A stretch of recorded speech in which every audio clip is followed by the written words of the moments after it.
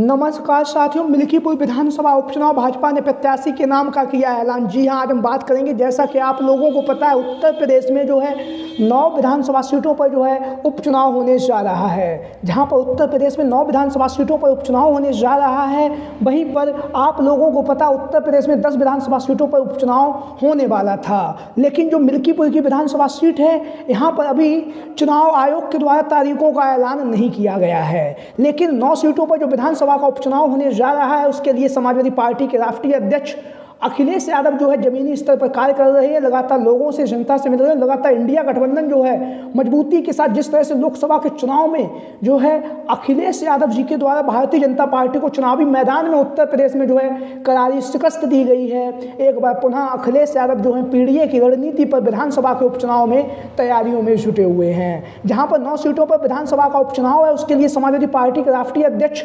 अखिलेश यादव जी के द्वारा 9 विधानसभा सीटों पर जो है समाजवादी पार्टी के प्रत्याशियों के नाम का ऐलान कर दिया गया है। जहां पर अखिलेश यादव जी ने 9 विधानसभा सीटों पर प्रत्याशियों के नाम के ऐलान में पीडीए की जो भूमिका है, पीडीए की जो रणनीति है, उस रणनीति का विशेष ध्यान रखा है। और विशेष ध्यान रखने के साथ ही साथ अखिलेश यादव जो हैं लोकसभा के चुनाव में शानदार जीत दर्ज करने के बाद जननायक की भूमिका में साफ तौर से नजर आ रहे हैं। जहां पर अखिलेश यादव लगातार समाजवादी पार्टी को विस्तार कर रहे हैं। विस्तार करने के साथ साथ लगातार पीडीए की जो रणनीति है, पीडीए की जो लड़ाई है, वो सपा मुखिया अखिलेश यादव जी के द्वारा लगातार लड़ी जा रही है। जहाँ पर अखिलेश यादव लगातार पिछड़ा, दलित, अल्पसंख्यक आदि आबादी की जो बातें हैं वो कर रहे हैं और लगातार दबे कुचले लोगों की राजनीति जो है सपा मुखिया अखिलेश यादव कर रहे हैं। सभी को बराबरी का हक और सम्मान मिल सके, भागीदारी मिल सके, बेरोजगार युवाओं को नौकरी मिल सके, उसको लेकर लगातार प्रयासरत हैं। और लगातार उत्तर प्रदेश के विधानसभा उपचुनाव में जमीनी स्तर पर जनता को जोड़ने हुए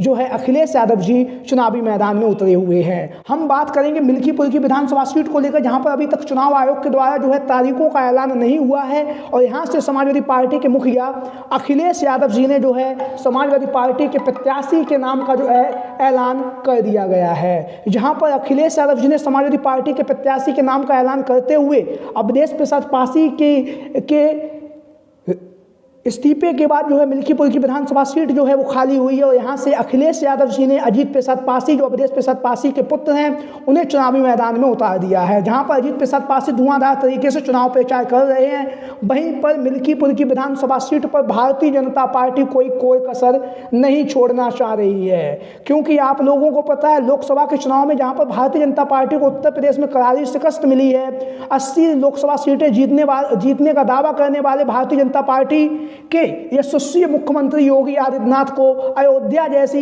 लोकसभा सीट पर भी हार का मुंह देखना पड़ा है। रणनीति साफ है, पीडीए एक है। और अब योगी आदित्यनाथ जो हैं अयोध्या की लोकसभा सीट पर जब लोकसभा के चुनाव में भारतीय जनता पार्टी को जो करारी शिकस्त हुई है, उस शिकस्त का बदला लेने के लिए जो है रणनीति बना रहे हैं। और मिल्कीपुर की जो विधानसभा सीट है, जहां पर आप लोगों को पता है अयोध्या के मंडल, अयोध्या जिले के अंतर्गत ही मिल्कीपुर की विधानसभा सीट आती है। और अब इस सीट को जीतने के लिए जो है योगी आदित्यनाथ चुनावी मैदान में उतर चुके हैं। जहां पर विधानसभा के प्रभारी के तौर पर जो योगी आदित्यनाथ ने मिल्कीपुर की विधानसभा सीट की जो जिम्मेदारी है स्वयं ली है। और वहीं पर हम बात करेंगे मिल्कीपुर की विधानसभा सीट से अभी तक भारतीय जनता पार्टी के द्वारा प्रत्याशी के नाम का जो ऐलान है वो नहीं हुआ है। लेकिन यहाँ पर अनेक दिग्गज नेताओं के जो नाम हैं वो लगातार चर्चाओं में चल रहे हैं। उसमें से जो पहला नाम है वो है बाबा गोरखनाथ। आप सभी लोगों को पता है मिल्कीपुर की जो विधानसभा सीट है सुरक्षित सीट है। और सुरक्षित सीट होने के साथ ही साथ यहाँ से बाबा गोरखनाथ जो हैं वह लगातार भारतीय जनता पार्टी की तरफ से प्रत्याशी की रेस में सबसे आगे बने हुए हैं। क्योंकि बाबा गोरखनाथ, जिन्हें आप सभी लोग इन तस्वीरों के माध्यम से देख रहे हैं, काफ़ी ज़मीनी स्तर पर कार्य कर रहे हैं। 2017 के विधानसभा के चुनाव में बाबा गोरखनाथ ने जो है मिल्कीपुर की विधानसभा सीट से भारतीय जनता पार्टी को विजयश्री दिलवाने में महत्वपूर्ण भूमिका निभाई थी। बाबा गोरखनाथ ने 2017 के विधानसभा के चुनाव में जो है अवधेश प्रसाद पासी जो अयोध्या के वर्तमान समय में सांसद हैं, उन्हें लगभग 28 से 29,000 वोटों से चुनावी मैदान में करारी शिकस्त देकर मिल्कीपुर के विधायक बने थे। लेकिन 2022 के चुनाव आते हुए पारी पलट गई और अवधेश प्रसाद पासी ने 13,000 वोटों से जो है बाबा गोरखनाथ को मिल्कीपुर की विधानसभा सीट पर चुनावी मैदान में हरा दिया।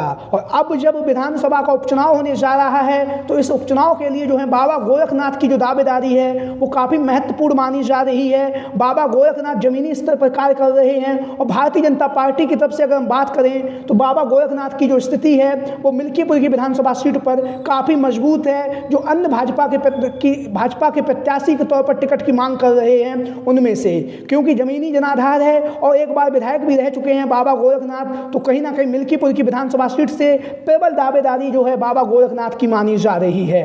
वहीं पर बात करेंगे यहाँ से अन्य नाम भी लगातार चर्चाओं में बने हुए हैं। दूसरा जो नाम है वो है मुकुल आनंद कोरी। जैसा कि आप लोग इन तस्वीरों में साफ तौर से देख रहे हैं, मुकुल आनंद कोरी का जो नाम है वो लगातार राजनीतिक गलियारों में चल रहा है। वहीं पर रामू प्रियदर्शी जो पूर्व में यहाँ से विधायक भी रह चुके हैं, रामू प्रियदर्शी का जो नाम है टिकट की दावेदारी में चल रहा है। वहीं पर अगला जो नाम है उषा रावत, जो लगातार जनसंपर्क कर रही हैं, लोगों से मिल रही हैं, लगातार जनता से मिल रही हैं और उषा रावत की जो दावेदारी है वो मिल्कीपुर की विधानसभा सीट से यह भी कर रही हैं, इनकी भी दावेदारी मानी जा रही है। वहीं पर बात करेंगे अगला जो नाम है संभावित प्रत्याशी के तौर पर चंद्रभानु पासवान जो है वो भी जमीनी स्तर पर कार्य कर रहे हैं। लगातार भारतीय जनता पार्टी की तरफ से टिकट की दावेदारी जो है मिल्कीपुर की विधानसभा सीट से की जा रही है। वहीं पर चंद्रभानु और ऋषिदेव सिंह भी लगातार टिकट की जो दावेदारी है वो भारतीय जनता पार्टी की तरफ से कर रहे हैं और लगातार जमीनी स्तर पर जुड़कर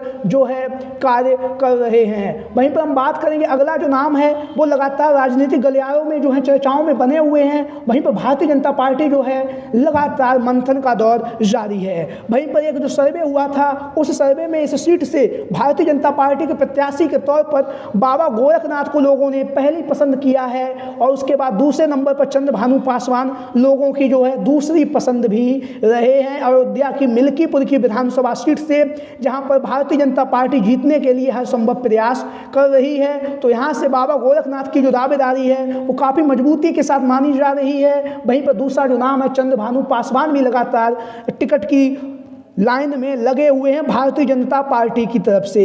वहीं पर हम बात करेंगे अब मिल्कीपुर की विधानसभा सीट का अगर जाति समीकरण समझने का प्रयास करें तो यह जो सीट है दलित, पिछड़ा, मुस्लिम यानी कि पीडीए बाहुल्य ये सीट है और पीडीए बाहुल्य सीट होने के साथ ही साथ यहाँ पर दलित समाज के जो मतदाता हैं वो अच्छी खासी तादाद में हैं, जो चुनाव का परिणाम है वो बदल देते हैं। अब हम आंकड़े वाइज बात करें तो अयोध्या के मिल्कीपुर की विधानसभा सीट पर कुल वोटर जो हैं 3,57,659 हैं और इसमें से जो है अनुसूचित जाति वर्ग और दूसरे नंबर पर सबसे बड़ी जो आबादी है वो अनुसूचित जाति वर्ग की है। दूसरे नंबर पर ओबीसी वर्ग के यादव वोटर्स हैं। मिल्कीपुर की सीट पर सपा को अनुसूचित जाति वर्ग के पासी समाज के सबसे अधिक वोट मिलते रहे हैं। इसके अलावा यादव और मुस्लिम भी यहाँ पर जो है काफ़ी स्थिति साफ नज़र आ रही है। वहीं पर मिल्कीपुर की जो विधानसभा सीट है यहाँ पर तमाम दिग्गज नेता जो हैं लगातार धुआंधार तरीके से चुनाव प्रचार कर रहे हैं और चुनाव प्रचार करने के साथ ही साथ लगातार जो है मिल्कीपुर की विधानसभा सीट पर चाहे समाजवादी पार्टी हो या भारतीय जनता पार्टी हो, दोनों ही जो पार्टियां हैं वो इस सीट पर